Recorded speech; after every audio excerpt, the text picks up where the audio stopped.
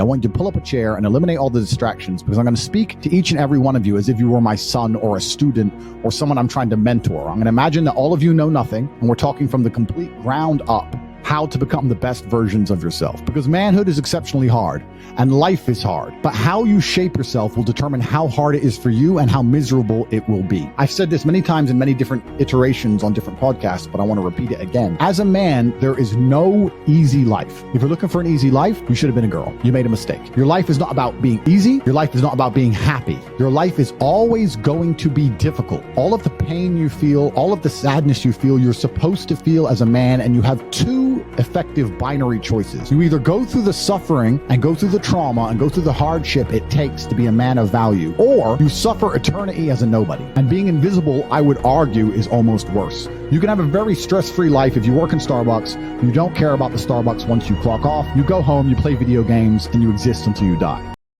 For a man, if you're waking up and going, am I happy, am I not? You're looking at life wrong. If you put happiness far down the scale and you start looking at, am I successful? Am I competent? Am I achieving things? Am I respected? If you start to look at these indicators of your life, you're going to end up being happier without actually analyzing if you're happy or not.